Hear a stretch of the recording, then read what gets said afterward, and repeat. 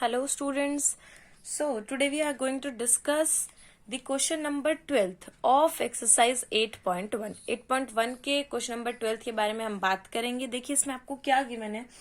ABCD is a trapezium, okay, in which AB is parallel to CD and AD is equals to BC. Right figure आपको given है. Show that angle A is equal to angle B. इसके काफी सारे parts हैं, ठीक है, लेकिन हम वन बाय वन इसके पार्ट्स जो हैं वो डिस्कस करेंगे. ठीक है, तो सबसे पहले हमने क्या किया है, फिगर आपको जस्ट इस तरीके से गिवन थी. हमने हिंट में भी आपको गिवन था, एक्सटेंड ए बी को एक्सटेंड कर दीजिए. Draw a line through C parallel to A B, जो कि ए बी के पैरेलल हो. Intersect A B at E पे इंटरसेक्ट हो रही हो, तो वो चीज मैंने इसके अंदर कर दी है. सो सॉल्यूशन में आपको ये लिखना है. ठीक है, कैसे लिखना है. Let us extend A B, then draw a line through C which is parallel to AD, intersecting AE at a point E.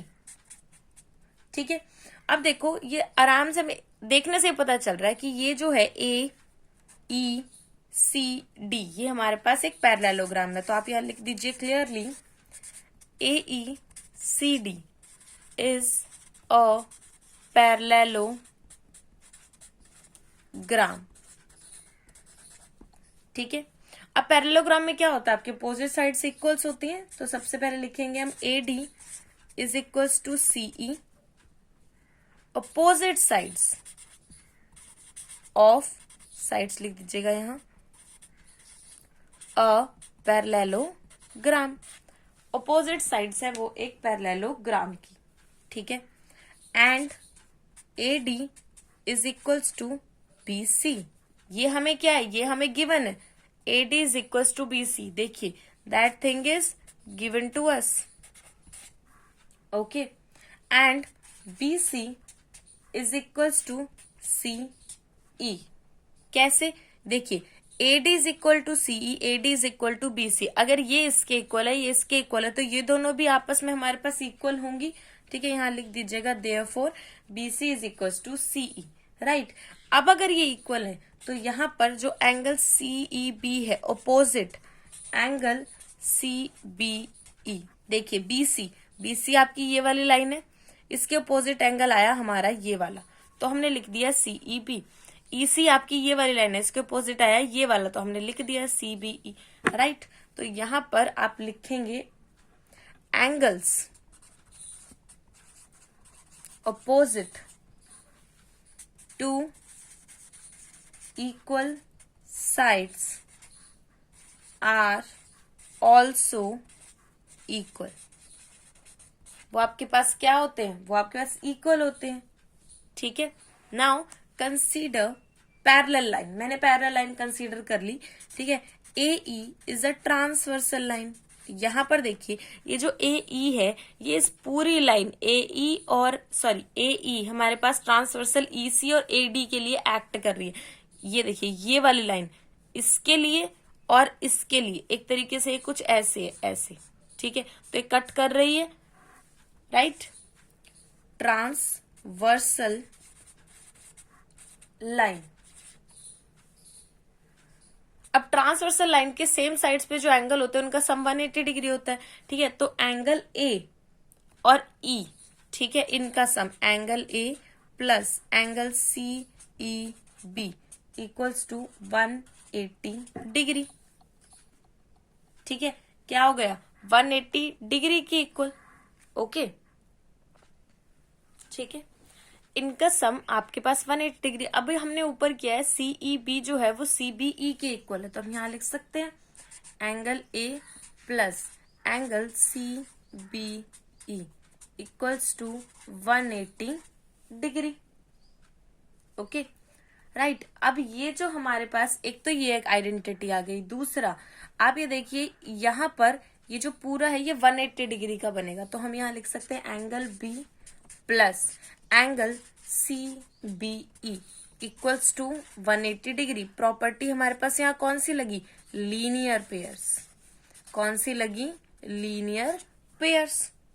अब एक इक्वेशन आपकी ये है, एक इक्वेशन आपकी ये है। फ्रॉम अबव हम इन दोनों को इक्वल रख सकते हैं, right. Angle A plus C B E equals to angle B plus C B E. तो यहां से आपके पास क्या आ गया, angle A is equals to angle B, और यही आपको प्रूव करना था।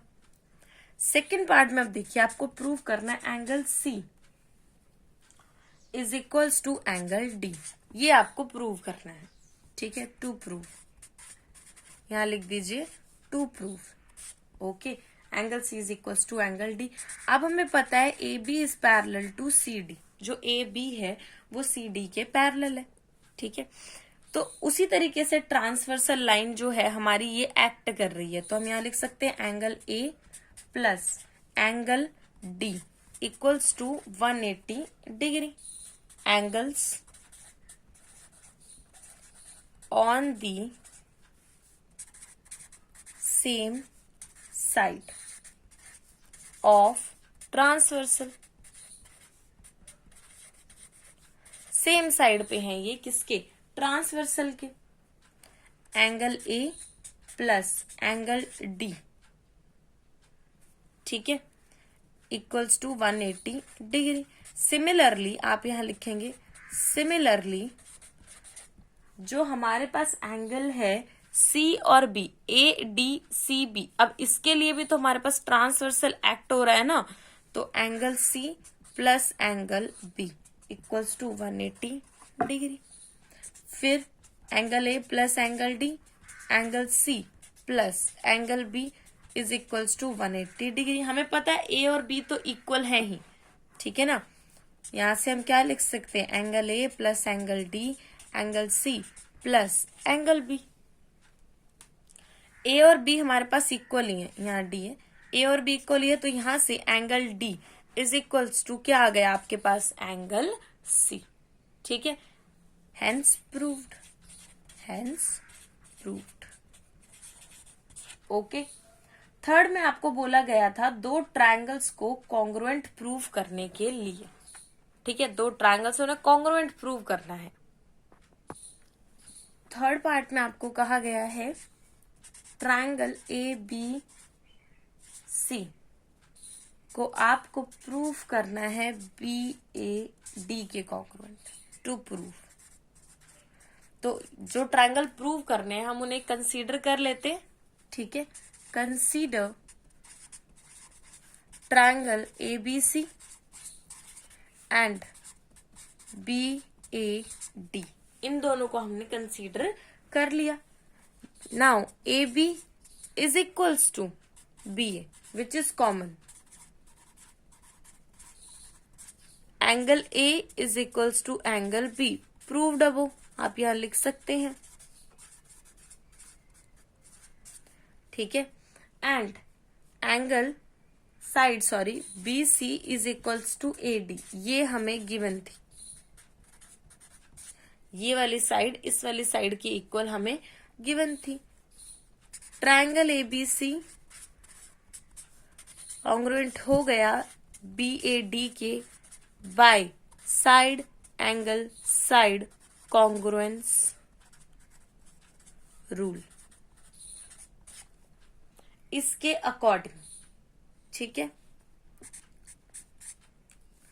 नेक्स्ट पार्ट में आपको क्या बोला गया है कि A C is equal to B D prove करो, यानी कि ये डायगोनल्स इक्वल प्रूव करो, ठीक है।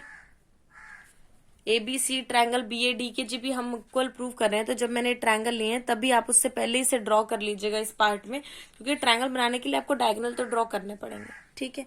Now triangle A B C congruent B A D, अब यहां से मैं ऐसे लिख सकती हूं A C is equals to B D, कैसे, बाय CPCT, और यही आपको इसके अंदर प्रूव करना था।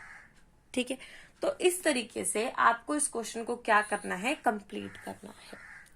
Right, this one is your last question of your exercise. In the next video we will talk about your next question. Like the video, subscribe the channel to get the latest notification. Thank you so much.